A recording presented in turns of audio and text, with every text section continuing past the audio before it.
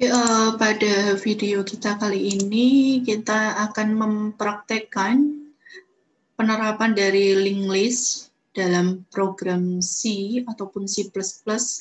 Di sini saya menggunakan compiler DevC atau C++. Nah, sebelum kita membahas tentang praktek penerapan dari linked list, kita tahu bahwa apa sih perbedaan antara single linked list dan double linked list. Nah, pada intinya yang perlu digarisbawahi adalah kalau di double linked list itu masing-masing elemen terdiri dari 3 bagian. Di samping data, kemudian pointer next, kemudian masing-masing elemen ini dilengkapi dengan pointer previous yang menunjuk ke elemen sebelumnya nanti. Nah, untuk menunjukkan hit atau kiri dari double linked list, maka pointer previous ini dari elemen pertama akan menunjuk 0. Sedangkan nanti untuk menunjukkan tile atau bagian data di sebelah kanan dari double linked list, maka pointer next dari elemen terakhir itu akan menunjuk 0. Itu untuk double linked list. Jadi salah satu fleksibilitas dari double linked list itu adalah dalam hal memindahkan elemen daripada menggunakan single linked list. Nah, kita praktekkan di sini seperti yang kalian lihat pada compiler DevC pada video ini. Di sini kita deklarasikan dulu beberapa fungsi yang akan kita gunakan pada program di sini. Di antaranya ada fungsi pilih, kemudian ada fungsi buat baru, kemudian ada fungsi tambah belakang, kemudian ada fungsi tambah depan, kemudian ada fungsi hapus belakang, kemudian ada fungsi hapus depan, dan ada fungsi tampil yang digunakan untuk menampilkan data yang sudah dimasukkan ke dalam program. Nah, di sini ada deklarasi variabel pil atau pilihan digunakan untuk menyimpan masukan pilihan fungsi yang yang akan dipilih oleh pengguna. Kemudian untuk library yang kita gunakan ada IOStream, ada Choneo, kemudian ada stdio. Kemudian pada program ini kita membuat struk dulu. Nah, kita namai struknya itu dengan nama node ya. Node, kemudian di dalam node itu kita punya data yang akan kita simpan dalam bentuk linked list. Di antaranya adalah nama di sini tipenya char, kemudian ada umur, tipenya integer, kemudian ada tinggi, variabel untuk menyimpan tinggi, tipenya float. Kemudian ada pointer, ya, pointer previous dan next. Tadi yang sudah saya jelaskan di awal tentang double linked list ya. Kemudian bagian selanjutnya setelah kita membuat struk dengan nama node tadi, kita akan membuat variabel baru yang bertipe pointer dari node-nya tadi. Di antaranya ada baru namanya, nanti untuk menambahkan data baru pada linked list-nya, kemudian hit yang akan menunjuk ke 0, kemudian tile-nya juga akan menunjuk ke 0, kemudian ada operator bantu dan hapus juga nanti yang akan operator bantu ini buffer ya untuk membantu kita nanti ketika melakukan fungsi hapus belakang dan hapus depan pada linked list. Pada program inmain-nya di fungsi utama program linked list ini, yang pertama ada beberapa pilihan menu menu yang bisa dipilih oleh pengguna nanti ketika mengeksekusi program ini. Tadi untuk menunya sudah saya sampaikan di awal tadi ya, ada penambahan data di depan ataupun di belakang, kemudian penghapusan data baik itu di depan ataupun di belakang, kemudian bisa menampilkan data yang sudah diinputkan, kemudian pada menu yang terakhir itu ada menu pilihan untuk logout. Seperti itu. Untuk menu pilihannya saya menggunakan perulangan dalam bentuk dual di sini ya. Selanjutnya kita ulas pada fungsi yang pertama dulu, fungsi pilih. Fungsi pilih ini digunakan untuk mengeksekusi setiap pilihan yang dimasukkan oleh pengguna nanti. Jadi penggunanya mau milih apa? Kalau milih satu berarti yang dieksekusi adalah fungsi tambah depan. Kalau penggunanya memilih pilihan dua, memasukkan dua seperti itu, maka fungsi yang dieksekusi adalah tambah belakang dan seterusnya seperti itu. Jadi void pilih ini adalah fungsi yang akan digunakan untuk memilih fungsi dari double linked list-nya. Kemudian yang pertama, fungsi berikutnya adalah ketika kita ingin membuat linked list, itu adalah membuat simpul barunya dulu. Nah, di sini namanya adalah void buat underscore baru. Pertama yang kita lakukan adalah mempersiapkan dulu ya. Jadi kita mempersiapkan dulu sebuah node dengan alokasi memorinya. Caranya adalah sebutkan variabelnya. Misalkan di sini saya membuat namanya baru, kemudian sama dengan new. New ini adalah mempersiapkan sebuah node tadi dengan alokasi memorinya. New adalah node, karena kita tadi membuat struknya, struk di linked list-nya namanya node ya. Kemudian berikutnya kita memasukkan informasi yang ada, jadi data-data apa saja yang akan disimpan di dalam node-nya itu. Tadi kita menyimpan data nama, umur, dan tinggi. Sehingga dengan menggunakan perintah cout atau kalian bisa menggunakan printf ya, untuk menampilkan informasi di layar, kemudian menyimpan masukan dari pengguna bisa menggunakan perintah cin atau scanf. Nah, untuk cin atau scanf, cara menyimpan ke dalam memori komputernya adalah sebutkan dulu nama dari node-nya tadi. Nama node-nya tadi kan adalah baru, sehingga yang disebutkan barunya dulu, baru diikuti tanda panah di sini, baru disebutkan isi atau nama variabel dalam node-nya tadi. Kalau dia digunakan untuk menyimpan data nama, ya berarti sebutkan nama variabelnya nama. Kalau dia digunakan untuk menyimpan data umur, ya berarti disebutkan variabelnya namanya umur, seperti itu. Selanjutnya ketika dia mulai memasukkan informasi pada node baru tadi, kemudian node baru untuk yang previous tadi akan menunjuk ke 0, kemudian untuk node baru yang next itu juga akan menunjuk ke 0. Jadi istilahnya ini datanya baru saja dimasukkan ya. Jadi tadi masih kosong, kemudian kita masukkan sebuah data baru itu.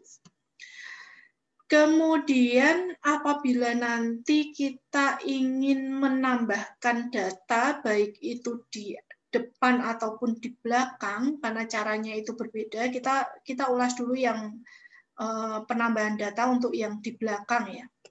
Untuk menambahkan data di belakang, dia akan memanggil fungsi buat baru dulu. Nah, fungsi buat baru itu ini. Oke, kemudian dia akan mengecek if hit-nya ya, posisi hit-nya itu apabila sama dengan 0, maka dia akan membuat hit itu sebagai baru, kemudian tile-nya juga baru. Tapi jika hit-nya ini tidak 0, artinya tidak kosong, maka yang dia eksekusi adalah ini. Jadi dia akan selalu mengaitkan dengan tile dan kemudian node baru tersebut akan menjadi tile ya. Node baru itu akan menjadi tile, kemudian jadi disambungkan karena dia kan menambahnya di belakang, sisi belakang. Jadi tilenya yang ekornya itu dia sebagai next, data barunya, kemudian si baru itu sebagai previous dan sama dengan tilenya. Kemudian tile itu adalah baru. Seperti itu, karena penambahannya ada di sisi belakang, sehingga yang bermain di sini adalah pointer tilenya atau ekornya. Kemudian tampil ini untuk menampilkan data yang sudah diinputkan. Itu kalau penambahan di belakang. Bagaimana kalau kita ingin menambahkan data pada linked list tersebut di depan? Nah, kalau penambahan di depan sebenarnya untuk konsepnya yang pertama itu sama. Prosesnya secara teknisnya kita bikin barunya dulu, kemudian kita cek hitnya ya, kepalanya dulu untuk memastikan apakah datanya itu dalam kondisi kosong atau sudah terisi. Jadi selalu kalau kita mau menambahkan di depan ataupun menambahkan di belakang, setelah kita memanggil fungsi buat baru, pasti proses berikutnya adalah kita mengecek dulu kondisi pointer hitnya. 0 atau tidak. Arti 0 di sini berarti datanya masih kosong, belum ada data sama sekali. Tapi jika datanya itu tidak 0, artinya sudah terisi, maka penambahan yang di depan tadi di awal yang berlaku adalah data akan ditambahkan di depan dengan cara baru next tadi sebagai kepala hit, kemudian hit previous itu sama dengan baru, kemudian node baru itu akan berubah menjadi hit. Nah, itu kalau yang di depan ya. Kalau yang di belakang tadi kan yang node baru itu akan menjadi tile di situ. Kemudian tampil. Jadi kalau kita lihat dari fungsi tambah depan dan tambah belakang yang ada di double linked list di sini, perbedaannya adalah yang terlihat pada tambah belakang itu yang bermain adalah posisi tilenya. Jadi selalu dikaitkan dengan tile, kemudian node baru ini akan menjadi tile. Itu kalau ditambah belakang. Tapi kalau ditambah depan, itu yang bermain adalah node head-nya atau kepalanya. Kemudian kalau tadi fungsi untuk menambahkan, selanjutnya adalah fungsi untuk menghapus. Nah, di dalam double linked list, itu menghapus simpul juga bisa dilakukan di depan dan juga bisa dilakukan di belakang. Nah, nanti caranya berbeda ya. Nah, kita ulas yang menghapus di depan dulu. Nah, kita buat dulu fungsinya, hapus depan, kemudian kita cek dulu ya. Selalu kita cek dulu kondisi kepalanya. Jadi yang selalu dicek kondisi kepalanya itu 0 apa enggak. Datanya kosong atau terisi enggak. Kalau terisi, dia akan melihat lagi apakah hit next itu sama dengan 0. Ya, pointer next-nya itu apakah sama dengan 0? Jika ya, maka dia akan menghapus kepalanya tadi, hapus sama dengan hit, kemudian hit-nya jadi 0 dan tile-nya jadi 0, artinya delete, hapus, terhapus datanya. Tapi else, jika kondisinya itu bukan hit next-nya itu sama dengan 0, maka hit ini harus ditunjukkan ke node sesudahnya dulu, agar list-nya ini tidak putus ya. Jadi saya ulangi lagi, hit-nya ini harus ditunjukkan ke node sesudahnya terlebih dahulu, agar list-nya itu tidak putus. Caranya adalah hapus sama dengan hit. Kemudian baru node setelah hit lama itu akan menjadi hit baru. Ya, node setelah hit lama itu akan menjadi hit baru. Kemudian baru nanti si pointernya itu akan menghapus menggunakan perintah delete. Itu caranya untuk menghapus data di depan. Jadi ketika melakukan penghapusan data di depan, kita menggunakan pointer hit di sini yang bermain. Nah, berbeda dengan yang di belakang. Kalau di belakang sama seperti penambahan tadi juga. Pointer tile yang bermain di sini. Kita cek dulu, selalu cek kondisi datanya itu dalam kondisi terisi atau tidak. Nah, kalau dia terisi,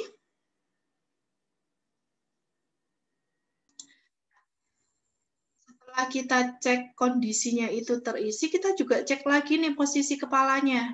Ya, hitnya sama seperti yang model yang fungsi hapus depan tadi, hit next null. Nah, kita cek dulu hit pointer hit yang di next-nya itu sama dengan nol apa enggak. Kalau iya, dia langsung hapus kepalanya itu, kemudian hit and tail itu sama dengan nol. Nah, tapi kalau ini kondisi datanya hanya ada satu. Tapi kalau ternyata datanya itu banyak, maka yang dia eksekusi ada yang else terakhir ini. Jadi pointer hapus ini hanya perlu menunjuk ke pointer tile-nya saja, ekornya, karena kan kita mau hapus belakang ya. Nah, sebelum penghapusan node di sini, tile ini harus dipindahkan dulu ke node sebelumnya ya. Jadi jangan dihapus dulu. Jadi tile-nya geser dulu ke node sebelumnya. Caranya dengan perintah tile sama dengan hapus panah previous. Setelah itu baru pointer next dari tile-nya itu diberi 0. Diberi nilai 0-nya dulu. Setelah itu baru kita hapus simpulnya. Nah, itu cara hapus dari belakang. Sebenarnya untuk teknis penghapusannya itu sama dengan cara yang di depan ya. Yang membedakan sekali lagi adalah di sisi pointer yang digunakan. Kalau penghapusan di depan, dia akan mengecek kepalanya dulu, kemudian memindahkan hit lama. Setelah memindahkan hit lama itu menjadi hit baru dia menghapus nanti. Jadi di pointer hitnya. Tapi kalau dihapus belakang, dia akan menghapus tile-nya dulu, menunjuk pointer tile-nya dulu, kemudian dia mengaitkan, tile-nya itu dipindahkan dulu ke pointer sebelumnya, baru dia pointer next-nya tadi dari tile itu akan diberi 0, baru dia hapus. Jadi yang bermain adalah sekali lagi di pointer tile-nya ekornya. Nah, itu perbedaan antara penghapusan data di depan dan di belakang pada double linked list. Kemudian untuk menampilkan, fungsi tampil ini adalah sebagai fungsi tambahan saja untuk menampilkan data yang sudah diinputkan pada double linked list tadi, baik tadi dari belakang ataupun dari depan. Yang pertama, if dia akan mengecek dulu kondisinya kosong atau tidak dengan mengecek posisi pointer hitnya sama dengan 0 atau tidak. Kalau tidak 0, artinya datanya itu ada, dia akan menggunakan pointer bantu di sini untuk untuk mengunjungi setiap simpul yang ada pada linked list tadi. Dari hitnya, dia tempatkan pointer bantu itu di dalam hitnya dulu. Kalian bisa lihat pada baris 176 ini perintahnya. Kemudian dengan menggunakan perulangan, ya, selama dia akan while bantu tidak sama dengan 0. Ketika tidak sama dengan 0, dia akan mengunjungi ini ya, cout akan mencetak kunjungan setiap simpulnya, data umur, data tinggi, kemudian dia akan merujuk ke pointer next selanjutnya. Seperti itu sampai kondisinya ini ya, bantu tidak sama dengan 0, dia akan melakukan ini. Kalau nanti posisinya itu bantu sama dengan 0, baru dia berhenti nanti. Ya. Baru dia berhenti, kemudian dia akan menampilkan keseluruhan dari data yang dia kunjungi pada setiap simpulnya. Itu untuk void tampil. Oke, itu tadi penjelasan pada setiap fungsi yang ada pada program double linked list. Kemudian kita eksekusi dulu. Kalau F10 atau run, itu kita memeriksa dulu apakah baris kode yang sudah kita buat ini ada errornya atau tidak. Oh, ternyata tidak. Dia compile, jalankan, kemudian muncul seperti ini. Silakan, nah tadi dengan memanfaatkan fungsi pilih tadi ya, kita tambahkan, kita inputkan 1 di sini. Kalau inputkan 1 berarti yang dieksekusi itu adalah fungsi yang tambah depannya. Kita inputkan misalkan namanya Astika seperti itu. Kemudian umurnya misalkan grade 17 ya. Tingginya misalkan 165. Seperti itu, nanti dia akan menampilkan data yang sudah diinputkan. Kita enter, kemudian masuk lagi ke pilihan, kita misalkan tambahkan di nomor 2, fungsi tambah belakang, kita tuliskan misalkan namanya Arka. Oke. Umurnya 3 tahun, tingginya 90 misalkan. Nah, masuk seperti ini tampilannya. Kemudian coba kita enter, kemudian kita pilih tambah lagi. Kita tambah depan, kemudian kita enter, inputkan namanya, misalkan namanya adalah Arif, seperti itu. Inputnya umurnya misalkan 35. Setelah itu inputkan tingginya misalkan 170, kita enter seperti itu. Nah, muncul seperti ini. Tambah depan, karena tadi pada saat kita menambahkan nama Arif itu dengan fungsi tambah depan, sehingga yang ditampilkan data Arif itu berada di sebelumnya Astika, karena kan di depannya data Astika itu kan Arif tadi. Nanti kalau kita tambahkan lagi, misalkan tambah depan ya, kita tambahkan data depan, inputkan lagi misalkan Ayu, umurnya 20, tingginya 160, seperti itu, maka yang di depannya Arif tadi itu akan dimasukkan data baru tadi, yaitu Ayu. Nanti kalau misalkan kita masukkan data lagi tambah belakang, maka dia akan berada di belakang Arka di sini. Nah, itu perbedaannya antara penambahan data di depan ataupun data di belakang. Sekarang kita coba fungsi yang hapus. Ada hapus depan, ada hapus belakang. Kita gunakan yang hapus depan dulu ya. Jadi kalau misalkan kita mau hapus depan, mestinya data Ayu ini akan terhapus. Kita coba, 3 masukkan, oke, data Ayu terhapus. Kemudian kita coba lagi fungsi yang hapus belakang di sini. Nah, kalau fungsi 4 ini kita jalankan, nah data yang bernama Arka ini juga akan terhapus. Kita coba. Oke. Oke, sudah berjalan fungsinya. Kemudian 5 ini hanya untuk menampilkan data saja.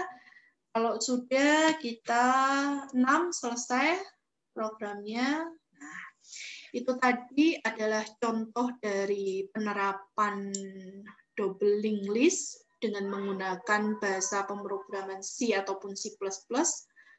Semoga bermanfaat.